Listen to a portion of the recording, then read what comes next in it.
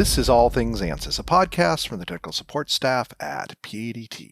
Episode 97, a review of what is new in Ansys 2021 R2 Fluids, and an update on the news and such in the world of Ansys.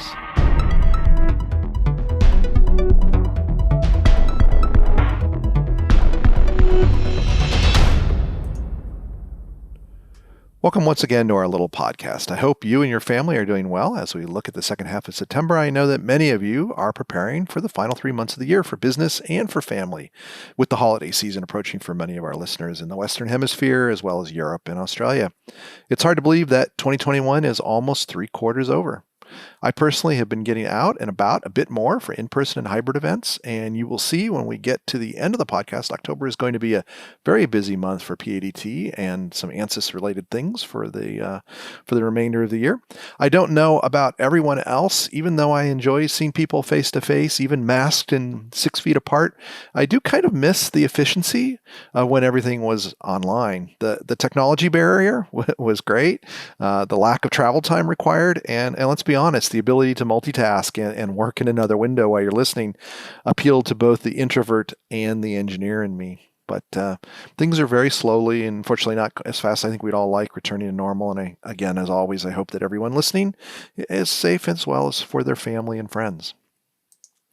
So let's go ahead and keep up with our technology-delivered interaction by moving forward with our interview with PADT's lead engineer today, Sina Ghods, on what is new in Ansys CFD.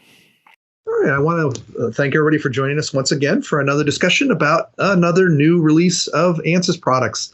And today we're going to focus on the fluids part of the Ansys family and 2021 R2 with our frequent guest, Sina Ghods. Sina, how you doing? Good. How are you? Doing good. It's Friday, and I think we've all had a very busy week, so we're ready to for the weekend. Yeah, and it's cloudy here in Phoenix, so it is. Maybe it's gonna be a little cooler. Friday. Yeah. Maybe a little bit cooler. So, we've had these discussions before, and I think the key thing that our listeners like to know is, as engineers like yourself, CFD experts like yourself, what's the most important thing that they should know about this latest release of 2021 R2? So I'll just start with that question. What's your favorite thing that you found in the new release? Yeah, so we have a very vast range of audience. So it's hard to say if you focus on different physics. In each area, there's a favorite update that I can talk about. But if I want to talk about in general, as usual, the user experience updates are my favorite ones. So for this release, there's one that is actually very useful, and it's the case viewed of you can report your case settings and compare it to the default. So okay, in a kind of a report card, in a very one glance, you can see what you have changed. So I don't know if you've experienced that before or not, but usually if you want to start from scratch a new project, let's say a Fluent project. Obviously, this is a Fluent update, by the way. Right. You go down the list from different physics, energy on, off, different turbulence settings. As you go down and change, it's sometimes hard to remember what you've changed from the default setting. And this kind of report card kind of shows you in 2 columns. This is the default setting. This is what you have. It makes it very easy to kind of track what you've changed. Because sometimes defaults even change from one release to another. Yeah. So it's one of my favorite new features. Yep. And when you want to explain things to other engineers what they should change, it makes it very easy. And besides that, post processing, the color maps, lighting behaviors, solid material rendering, it's even more realistic and Fluent now. Oh, good. And So embedded windows. Yeah, those are my top three user experiences. let me ask you this improvements. question about the better rendering then. Yep. So we always recommend that if you need a higher quality image, you go over to Insight, right? Yeah. Yep. Do you feel like it's getting to be the same or equal capability of Insight? Or still, Insight would be, if you want an ultimate post-processing quality, definitely Insight is the tool. But staying in one tool, staying in the solver post-processing capabilities, this is a huge improvement. It's these are like if you go back a couple of releases, a couple of years ago, and compare the post-processing quality, materials, color maps to what we have right now, graphics, it's a huge improvement. Yeah. Yep. Good. Sure. That's good to know. So if you need that super fancy front of your web page picture, go over to Insight, or maybe some of the more sophisticated post-processing. Exactly.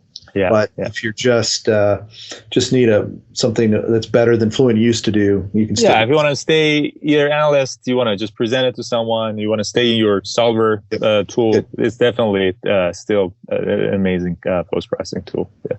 And then you also mentioned single window. Why don't you talk a little bit about that as well? Well, actually, it's called embedded window. So I think for those of you not aware, it was released the last release, 2021 R1. Okay. If you don't know, embedded window gives you the ability to create and display a visualization and some monitors or graphics within a single tab. So the idea here is that sometimes when you run cases, both in fluid mechanics and solid mechanics, you keep track of like residuals, see whether your case is converged or not, and then you go back, you check the results, contours, cross sections, and everything. So this kind of gives you the capability to look at both kind of monitors at the same time. So you have a smaller window of your residuals, but it's kind of a plot in the like a top bottom right or bottom left, whatever you want to put it, and you can still look at the actual like cross sections, let's say velocities or temperatures, as they get updated. Nice. So both qualitative and quantitative evaluation of the solution as it progresses. I like it. I like it. Yep. Yeah. That does sound very handy. You don't have to switch back and forth. Yeah. Very cool. Yeah, exactly. Yeah. Okay. Good. So those could be some big productivity enhancements. I think the first one's going to be the one, especially when you're doing a lot of iterations or coming back to an old job, to be able to see, what's changed. What you've changed. Yeah. How you use that. And then graphics. And also, again, graphics, I can talk about user experience, but maybe the last thing I want to point out, cases like if you have too many zones, like 10,000 or more, we have always experienced that if when you rotate or zoom, it kind of chokes and freezes. So now Fluent in the background does kind of the featuring, and you don't notice that. And then once you're done rotating or zooming, it will go back to the whatever the featuring is done will pop back up to what it was before. Yeah. So it shows enough so you can see your object. Yeah, then once you stop moving the mouse. I've dealt with that with other code, and the thing I've had to learn is just let go of the mouse, because I'm one of those people that sits there and like moves the mouse back and forth just slightly while I'm looking at a part. Yeah, exactly. That's good. Yeah, very cool. So any changes on the solver side of things that are worth? Yeah. So as you know, there are two releases from that for a couple of years now, or maybe 2 years. This is the second year, I guess, that we have one release in January, one release around July, mid-year. And it's not necessarily the case, but usually the second release of the year is the solver enhancements, bugs fixed, instabilities are improved or fixed. And this is the case for Fluent and CFX, the same for this release as well. Lots of solver and enhancements. If you have instabilities or any other issues before, you definitely encourage you to switch to this new release. One solver update that I really like is called the gap model. So it's really good for flow blockages, for tiny gaps. Like let's say you have a valve in and a ball and a valve that it kind of blocks the flow at some point.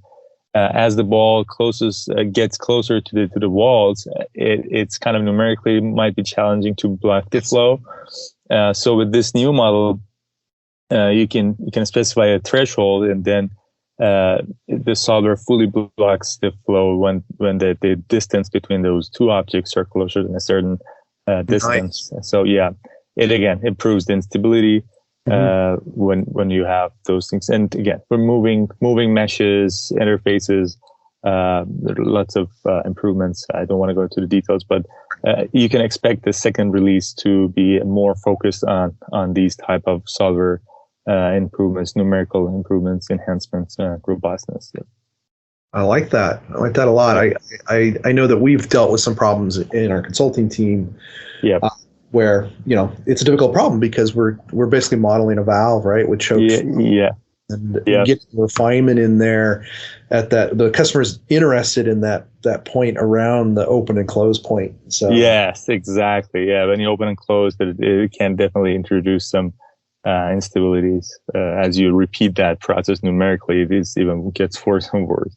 And one more thing in terms of the new release, maybe before going through all the new features and physics more details, is two maybe changes in the licensing. Okay. One is the ChemKit Enterprise and CFT Enterprise now been consolidated. So before, for those of you who use ChemKit, if you have like hot flows and reactions and you use ChemKit Pro, it's now you don't need a separate license for that. Before it was ChemKit Enterprise license. Now it's just CFT Enterprise. And for those who are interested in using polyflow, like polymer extrusion, yes. Before it was all the way to the top of the line in terms of licensing CFT Enterprise. Now there are some entry level polyflow capabilities added to the CFT Pro and CFT Premium. So for an entry level, you can also play with polyflow a little bit if you want. So let me make sure I understand that, because people may have this capability and not be aware of it now because they've got those licenses. Yep. Polyflow, when I remember looking at it, is for polymer extrusion. It's not for injection molding, right? It's for forcing the plastics through dies. Yes, mainly for those type of. And blow molding as well, right? Yep. That's correct. Yeah. Okay. Yeah. And then so before you need to go all the way to the CFT Enterprise to get that. So you may have access to that now. So that's now you have a limited you have access to a kind of limited version of that with the CFT Pro and CFT Premium. Yep. Good. And then the other thing then is going to be ChemKin, which is the modeling of chemical reactions, specifically combustion. Exactly. Right? You can define your own reactions. Yeah. That is now part of the CFT Enterprise. You don't need a separate license for that. So again, you may have been asking your boss for that upgrade, and you're going to get it in the next in this release. So now you can turn it on and have fun with combustion and other reactions. Yeah, cool. Exactly. Yep. Love it. Okay, so what else? Maybe go down to the some of the most common applications in physics and just touch the most important highlights maybe in each of those applications. In the combustion, there is a new enhanced post-processing for a species that definitely, if that's the case that you do more frequently, I definitely encourage you to do better visualization of components of the physics. Okay. And also hydrogen combustion is Ansys is a big it's a big focus for Ansys now. Hydrogen combustion is now available in Fluent with the FGM and SBS for hydrogen blend. So definitely it's one of the big interests and focuses for Ansys. And also if you have strained flames, like kind of stretched flames, usually it was unstable before in case of like lean blowouts. Now that is fixed. Other things that people usually use are injection. Injection has been improved a lot. Discharge coefficients now can be a user defined. Before it was a constant discharge coefficient. Now kind of you can define your own discharge coefficients for different nozzles and orifices. That it's kind of again a great capability. Multi-phase, definitely a big improvement if you're using lots of robustness and bugs fixed in this new release for sure. And high resolution particle tracking for injections. Again, this is one of the main usages of people that do injections and spray. Local coordinate system is available now. So if you have a file of an injection, you can use it for different locations with local coordinate system. You don't need to define it. Transformation. Okay. Yeah. You can basically use the same file, but for different locations with just simply using a local coordinate system. That is for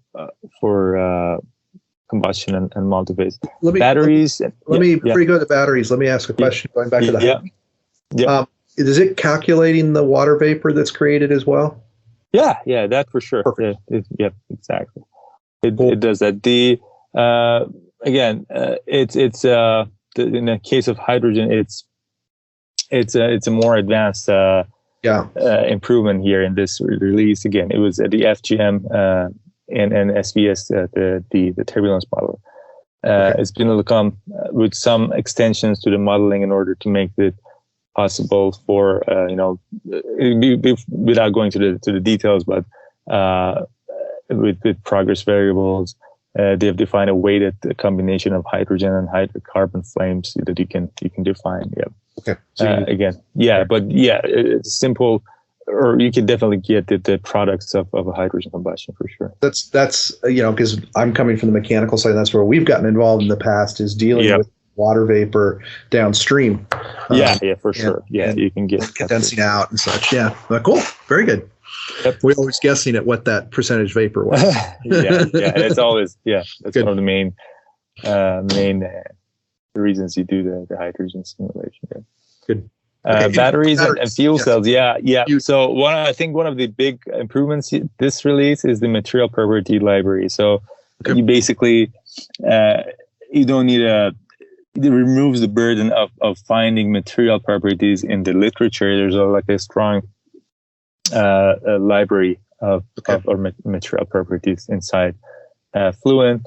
There are some meshing techniques also introduced in this release that helps modeling the battery fuel cells with the patterns that it can create. So you can create one cell and then have different directions, and you can make patterns of that fuel cell for sure.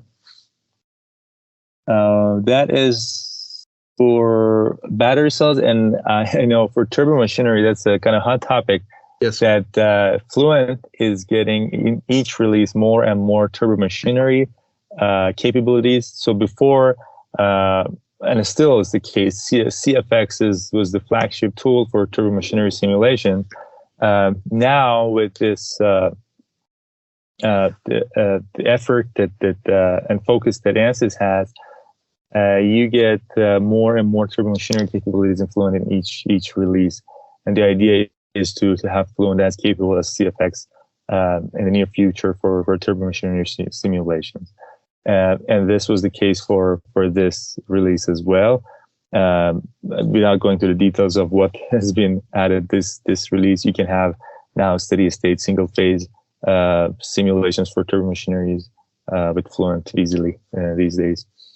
If you're more a Fluent user, it would be a good news for you. Very good. Good. And with that, it found a good segue to switch to CFX updates. Yes. So besides the blade editor and TurboGrid, geometry editing and meshing updates, I think the highlight of this release is that the blade modeler is now supported with the cloud.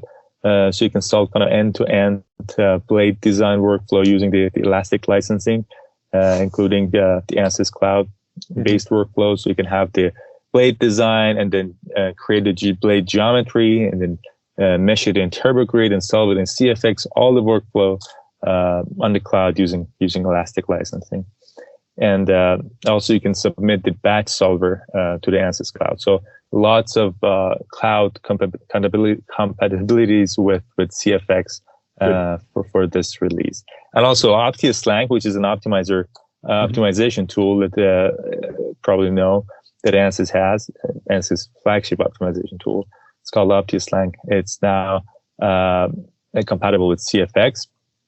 And there are lots of tutorials on the Ansys Learning Hub that how you can connect and have a workflow using CFX and OptiSlang on a text-based basically way. Yep. And yeah, that's these are the highlights. And GPU acceleration for streamlines and post processing is also a hot topic for CFX. But yeah, I think that kind of covers the highlights for CFX. Great. Yep. Yeah, it's a lot of good improvements, and I think CFX turbo machinery users always panic when you talk about how we're adding functionality on the Fluent side. Oh yeah, but we're still working on CFX. CFX is not that's a good learning for me. You should always add to the end of the sentence that CFX is not going anywhere. Don't worry, we're adding to Fluent, it's not taking away. Yeah, it's just an addition, not a subtraction from the Ansys tools. Yeah, exactly. Good. Yeah, it's still again with the current state or status, still absolutely CFX is the turbo machinery flagship tool as of 2021. Yeah, it's going to take a long time to move all those years worth of capability over. Yes, that's why I say right now you can do like steady state simulations, but yeah, anything beyond that, definitely CFX. Yeah. Good. I've learned a ton. Anything else you want to add before we sign off? No. Yeah, other tools. We're gonna have a webinar actually. Oh yes, that's right. Next week. Yeah. So yep. I'll cover others under fluids. We also cover Forte, Insight, and FanSap. Yeah. So for more technical details, definitely. I encourage people to get that, listen to that webinar or attend that webinar as well. And that made me think we should get you on to talk about FanSap maybe and get a consultant that works with us that knows the code well. If you're a listener that doesn't know FanSap, Ansys purchased them, I don't know, 3 or 4 years ago, and they're kind of the leading tool for ice buildup calculation. In CFD. So if you've got aircraft or even cars, I guess sometimes, but usually aircraft with ice buildup, which is a big concern, that's what this code is for. And we've used it. We do some consulting work with one of our customers on that and really like the integration. I always forget about the poor FanSap users. So maybe we should come back and have a discussion about that. But you'll cover what's enhanced there. Yes, exactly. Both the FanSap and also Fluent, it's getting all these icing capabilities as well. It's migrating in. Yeah, they're taking. Exactly. Taking the capabilities inside Fluent. Yeah, it's a great example of how Ansys differentiates themselves when they acquire a company. A lot of competitors just kind of, here's the product. We're going to change the logo and stick it on the shelf. Yeah, exactly. And they keep the product going until people stop using it, but they take what technology they can and integrate it into the flagship. Absolutely. And it totally makes sense. Yeah. You kind of get your cake and eat it too. So we're excited about when they acquire companies. It's not a bad thing. It's usually a good thing. Yeah. Not an easy task though, because when all these tools they're coming from different histories, different platforms. Yeah, it's definitely a challenge to integrate things together. Yeah, if you're a developer at Ansys, you're not looking for things to do. Exactly. All right. Well, thanks once again. I really enjoyed this. Yeah, my pleasure. Good luck on the webinar coming up, and we'll put that in the notes. As always, you can watch it live, or you can watch the recording afterwards. And have a great weekend. Thanks for coming on. You too. Yeah, thanks for having me. Thank you. Talk to you soon. Yep. Take care. Bye-bye. Bye. Thanks once again. I don't know how many times Sina's been on, but every time it's great, and I learned something for a look at what's new in this new release and how it really impacts users. I think that's the key thing that came away is there's lots of useful things there to make everybody more efficient and be able to get more accurate results. As always, attend the webinar on Bright Talk or consult the release notes for products that you use. The webinar is on Wednesday, September 22nd at 11 a.m. in both Arizona Pacific time. And go to brighttalk.com and search for PADT to find that event and all of our past and future webinars. For this episode's commercial, I'm going to actually ask for your help. I was looking at some sales data across PADT this last week. Ansys products, Stratasys reselling, EOS 3D printer sales, our 3D printing services where we print parts for other people, and our consulting for product design and simulation. And one thing showed out when it kind of stood out when I looked at where new customers were coming from. They came from referrals. Usually in these little advertisings we do in the middle of our podcast, I ask you and your company to reach out for one of the products or services we sell. This time I'm asking if you like the podcast and the other things that PADT does for the users, like our blog and videos and things like that, please consider referring us to other people in your company, your customers, your vendors, and maybe your friends that are engineers. We can do so much more than becoming their outstanding value-added channel partner for Ansys products, which is a great place to start, though. We can help them design, simulate, do 3D printing, help them with acquiring 3D printers, and we can even do part scanning. We're a 95-person strong company right now at PADT, and we have recs out for more staff across the company. Just send them to our website at www.padtinc.com or have them email info@padtinc.com, or they can even call if they would like an analog communication at 1-800-293-PADT. That's 1-800-293-PADT. We can't wait to help them and make you look good because you recommended us. As they say on social media, when someone makes a big ask, TYIA, which I had to look up, and it stands for thank you in advance. So let's take a look at the Ansys stock. It's doing a little bit better. It was up to $372 a share on Wednesday, and then the market in general just kind of went down, and they finished the week at $364.63. Still sort of flat for the year so far, but up 19.5% for the last 12 months. And I just went ahead and clicked on the button and saw that they're up 190% for the past 5 years. And in comparison, the S&P 500 is up 109%. So the S&P 500 doubled, and Ansys was up almost twice X in the same period of time over the last 5 years as a comparison. So still strong, just kind of sticking where it started the year so far for 2021. There's really nothing significant from either Ansys or PADT news-wise, so I'll move right on to my recommendations for blog things people should read. Looking at the Ansys blog, there's actually more than 3 articles, but I picked 3 that really I enjoyed reading and struck my interest and educated me in various ways. The first one is called Reaching Low Earth Orbit on Short Notice with Avium's Raven X, and I'm probably mispronouncing Avium and Raven, but anyway, this story is about a company called Avium who is part of the Ansys startup program. They're a startup, they're an aerospace startup, and they're developing an unmanned aircraft and a rocket payload that slings underneath that can launch satellites in a low Earth orbit with only 180 minutes of turnaround time. So the mission here is that if the military needs to put a satellite up very quickly, they don't really have a way to spin up a rocket really fast, put the payload on and shoot it. This is what this program is all about. So it's pretty impressive. If you're a space fan, it's worth a look. And of course, they talk about how Ansys helped them get their win of a contract with the U.S. Space Force to try out this technology. So very, very cool looking. I'm personally not a fan of, this is very similar to the kind of the SpaceX approach, except they actually put things into orbit. Not SpaceX, sorry, that's totally wrong. Virgin Galactic approach of, an aircraft that then has a payload underneath that you then launch. I'm a big fan of this geometry compared to the kind of the Burt Rutan inspired geometry that Virgin Galactic uses. Apologies to Elon for mixing up the names there.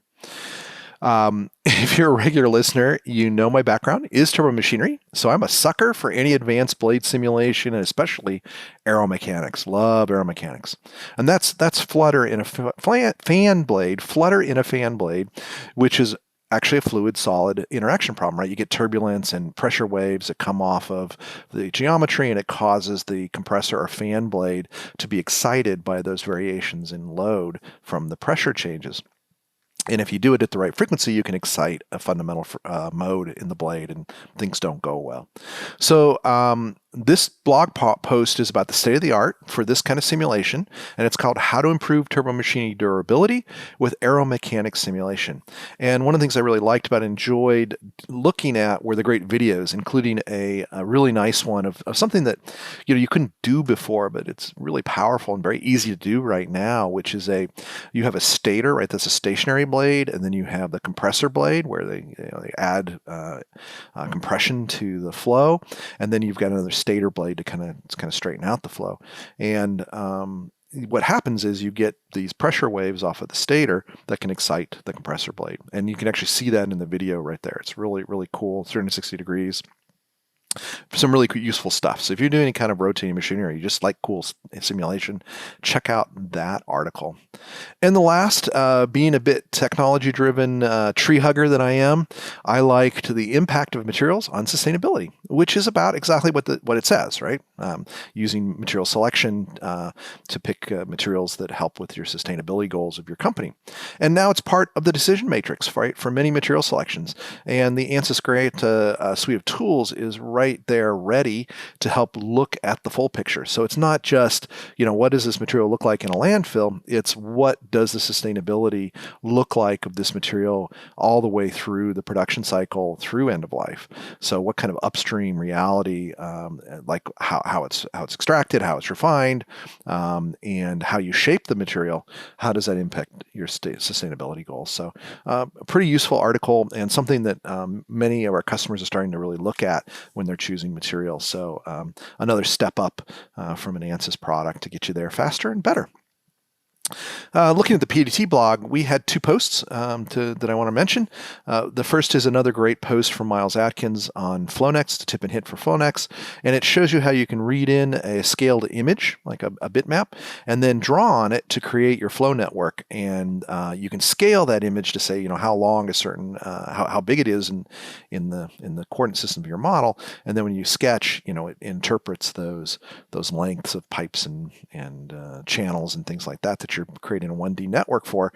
And you can also measure geometry on that image as well. Once you've specified the scale of the image, you can, let's say you're doing a channel that's rectangular shape, you can actually measure the width and the depth in two different views, and then use that to specify the material the cross-section properties for that channel in your flow model.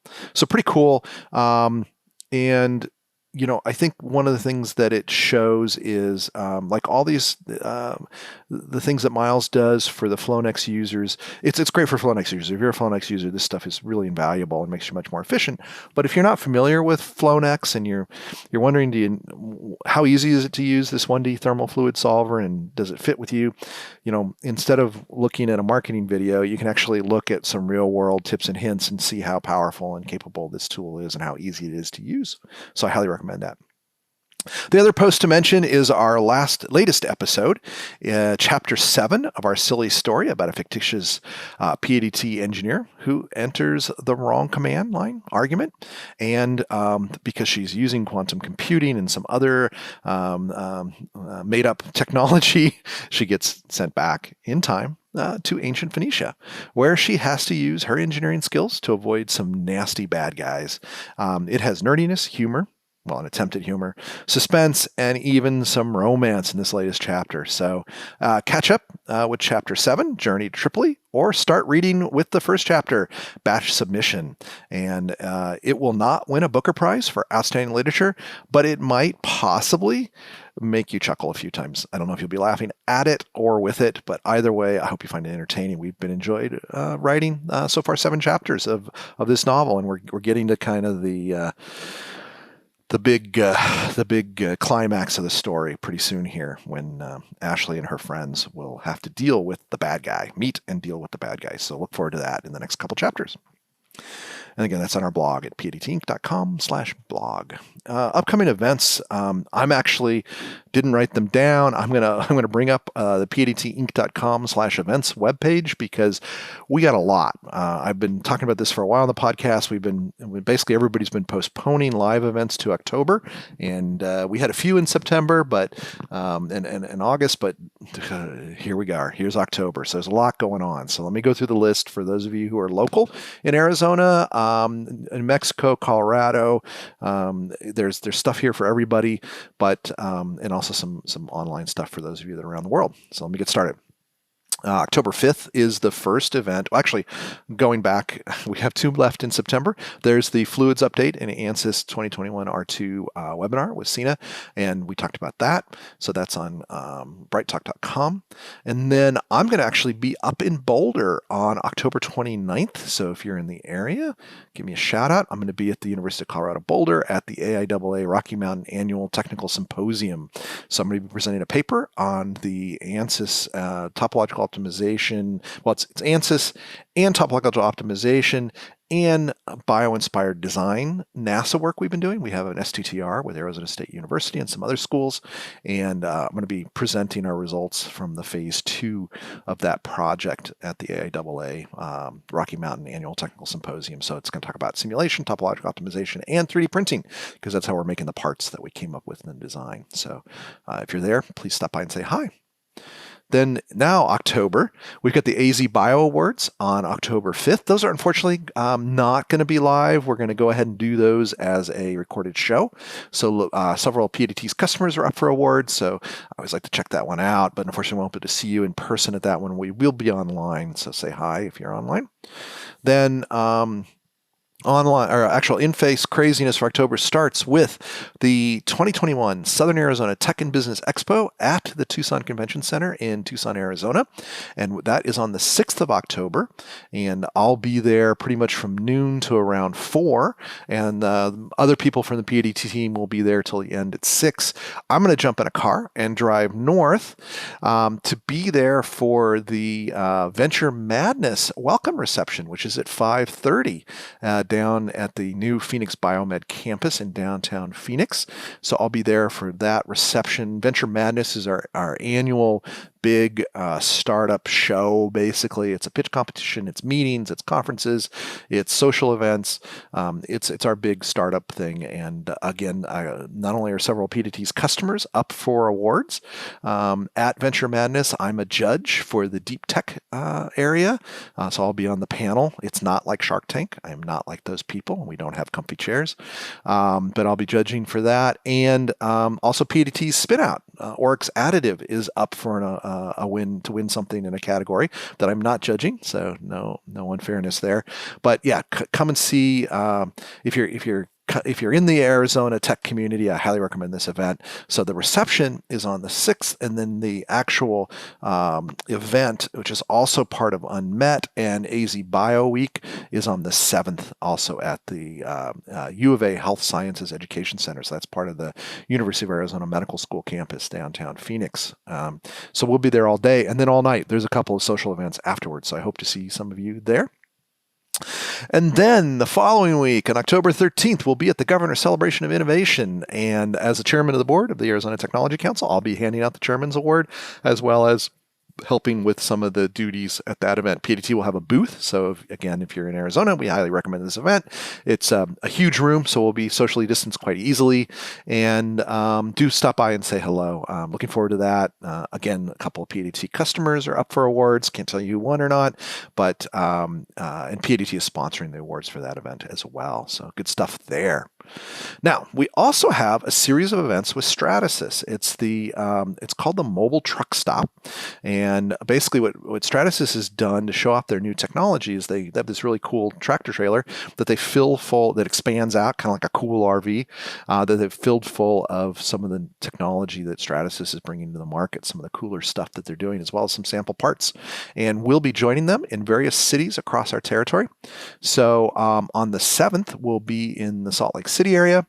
On the 14th, we'll be in Denver. On the 15th, we'll be in Centennial, Colorado, which is, north of Denver, kind of closer to Boulder. On the 19th, we'll be at Los Alamos and meeting with our great customers there at Los Alamos National Labs and some of the companies in that area, and Santa Fe as well. Then we'll be headed down the next day on the 20th to Albuquerque to do the same thing. And finally, it'll be finishing up at kind of the most important event of all of these ones I've listed. On October 27th, PADT will be having our Nerdtoberfest 2021 after canceling it in 2020. 2020 we canceled it. And we're really excited about having that event. It's our big open house.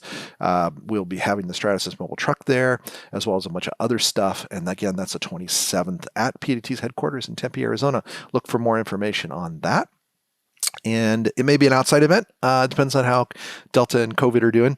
But worst case, it'll be outside, but we will be having that event.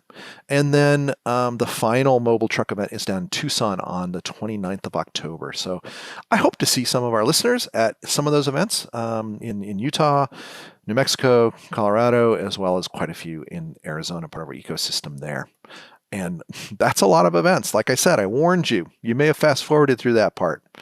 That's it for the podcast. I want to thank everybody for listening. As always, don't forget to subscribe to PADT's newsletter at padtinc.com/opt-in. Spread the word about the podcast and about all the great things that PADT does. And do not hesitate to reach out. Thanks a lot.